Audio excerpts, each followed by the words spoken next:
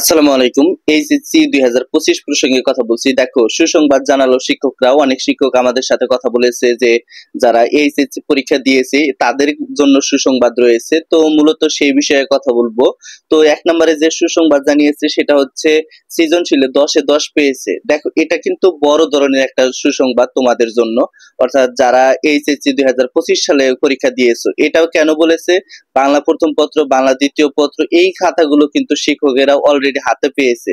অর্থাৎ এই পরীক্ষাগুলো অনেক আগেই হয়েছে এবং সে অনুযায়ী শিক্ষকরা বলেছে যে পরীক্ষার কিছুদিন পরেই আমাদের এই পরীক্ষার খাতাগুলো হাতে দিয়েছে এবং সে অনুযায়ী আমরা দেখা শুরু করে দিয়েছি।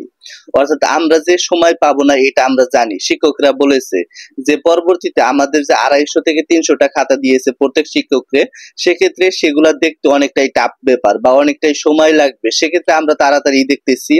আর সিকিউ পরীক্ষায় বা সিকিউ খাতায় তোমাদের গ্রেস মার্ক পাবে। অর্থাৎ অনেক শিক্ষক বলেছে সিকিউ হচ্ছে লিখিত, যেটা শিক্ষকরা দেখে থাকে। সেখানে বলা হয়েছে যে আমরা গ্রেস মার্ক দিয়েছি। দেখো, সৃজনশীলে যেমন 10 এ 10 পেয়েছে, অ্যাভেলেবেল শিক্ষার্থী 10 এ 10 পেয়েছে। আমরা চেষ্টা করেছি প্রত্যেকটা শিক্ষার্থীকে ভালো রেজাল্ট দেওয়ার জন্য এবং সেই সাথে সিকিউ যে খাতাটা আছে সেখানে আমরা গ্রেস মার্ক দিয়েছি, 1 বা 2 মার্ক দিয়েছি। তো দেখো, 3 নাম্বার যে সুসংবাদ সেটা হচ্ছে খাতা খুব সহজভাবে দেখা হচ্ছে। অর্থাৎ একজন শিক্ষকের সাথে কথা বলেছি, সে বলেছে আমরা খাতা খুবই সহজভাবে দেখেছি এবং আমার যে সহকর্মী আছে অন্যান্য শিক্ষকগণ তারাও খুব সহজভাবে খাতা দেখতেছে যেন শিক্ষার্থীরা তারা পাস করে।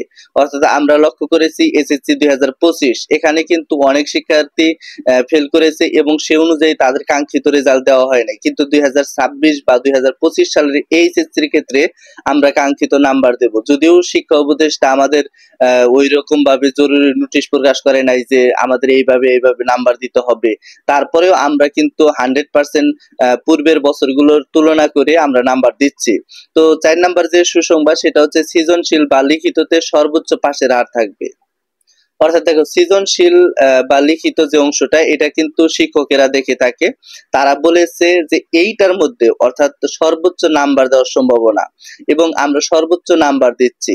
একটা শিক্ষার্থী কত পেলে এ প্লাস পাবে? 70 মার্কের পরীক্ষা দিচ্ছে এমসিকিউ বা সিকিউ অংশে, সেখানে হয়তো বা 55 যদি পায় সে কিন্তু এ প্লাস পাওয়ার যোগ্য। অর্থাৎ 25টা, ভালো একজন শিক্ষার্থী 25টা এমসিকিউ কিন্তু হবে।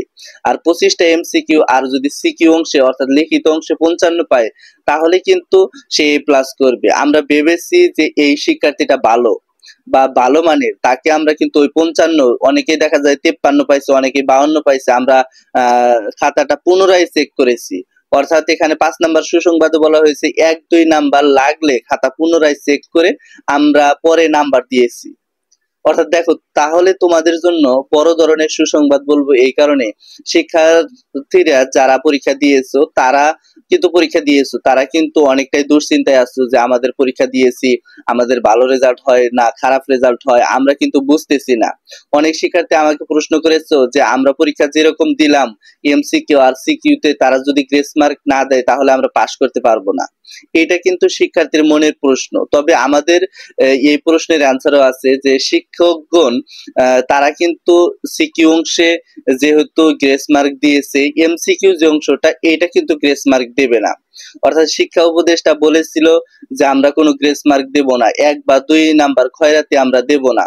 অর্থাৎ যদিও 2024 সালে 2023 সালে দেওয়া হয়েছিল, কিন্তু 2025 সালের ক্ষেত্রে এসএসসি 2025 সালে যারা পরীক্ষা দিয়েছিল তারা 79 নাম্বার পাইছে, অথচ 1 নাম্বার দিয়ে কিন্তু 80 দিতে পারতো। তারপরেও কিন্তু শিক্ষক বর্গ বা শিক্ষা বোর্ডের যে কর্মকর্তা আছে তারা কিন্তু দেয় নাই। তো দেখা যাক তোমাদের ক্ষেত্রে কি রকম করে তারা। তো এই ছিল আজকের ভিডিওটা। সামনে কোন আপডেট চাও অবশ্যই কমেন্ট বক্সে জানাবা, কারণ সামনে সকল আপডেট আমার কাছ থেকে পাবা। ধন্যবাদ সবাইকে।